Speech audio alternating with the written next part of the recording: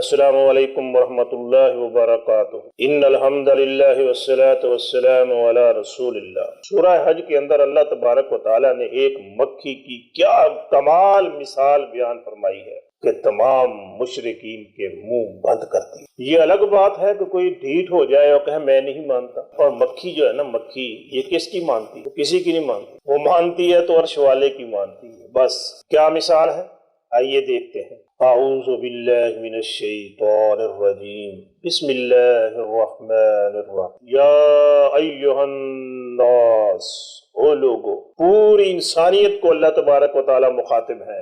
ضرب مثلا، ایک مثال بیان کی جاتی ہے۔ فاستمعوا لہ، اس کے لیے کان لگاؤ، غور سے سنو۔ کتنی اہم بات ہوگی جس کے بارے میں اللہ تبارک و تعالی ارشاد فرماتے ہیں کہ کان لگا کے سنو۔ کیا بات ہے؟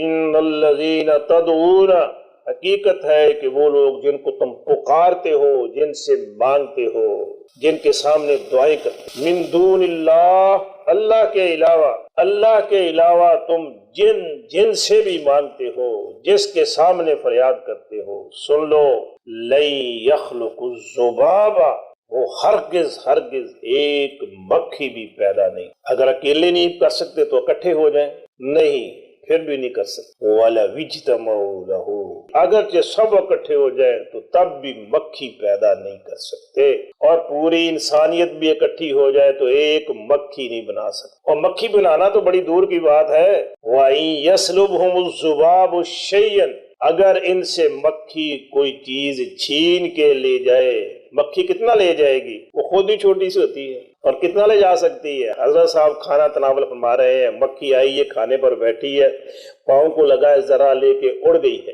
چلی گئی۔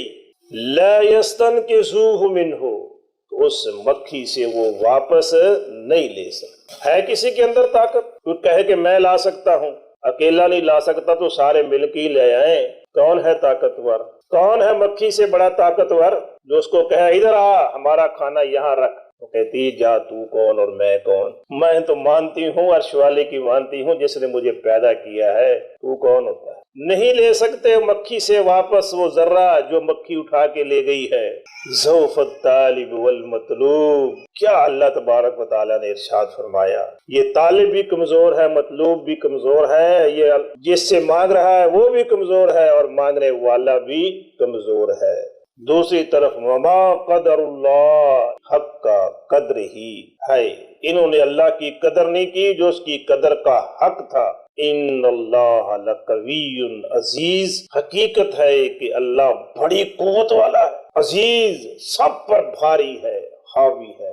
ایک طرف تو وہ ہے جو بڑی طاقت والا ہے اور سب پر غالب ہے، اور دوسری طرف وہ ہیں جو مکھی سے ایک ذرہ وہ چھین کے لے گئی ان کے کھانے سے، وہ واپس نہیں لا سکتے۔ تو کس سے مانگنا چاہیے؟ کس کے سامنے فریاد کرنی چاہیے؟ وہ جو قوی اور عزیز ہے اس سے، یا ان سے جو مکھی سے جو وہ ذرہ چھین کے لے گئی تھی وہ واپس نہیں لا سکتے، جو مکھی کو پیدا نہیں کر سکتے؟ کس سے مانگیں گے؟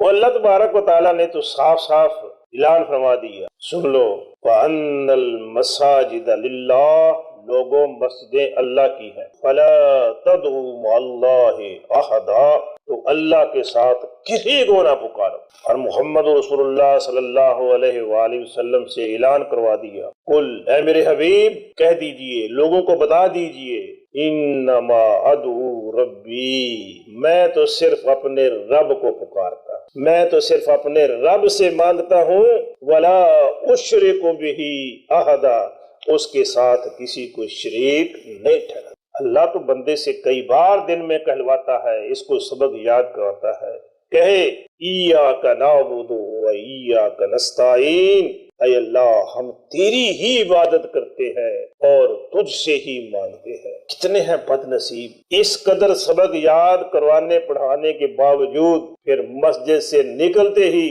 غیروں سے فریادیں شروع کر دیتے ہیں اپنے رب کو۔ مسجد سے کیا نکلنا، مسجد کے اندر ہی شروع ہو جاتے ہیں۔ جو لوگ اللہ کے علاوہ اوروں سے مانگتے ہیں وہ یہ قرآن پڑھنے کے باوجود خود نہیں بدلے، انہوں نے قرآن کو بدل دیا ہے۔ میرے سامنے قرآن پڑھا، کیسے بدل دیا؟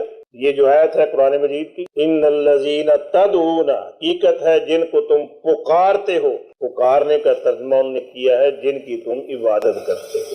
خود نہیں بدلے قرآن کو بدل ڈالا۔ قرآن نہ بدلیے، اپنے آپ کو بدلیے، قرآن پڑھیے، قرآن سمجھیے، قرآن کے مطابق اپنے آپ کو ڈھالیے۔ وما توفیق الا باللہ۔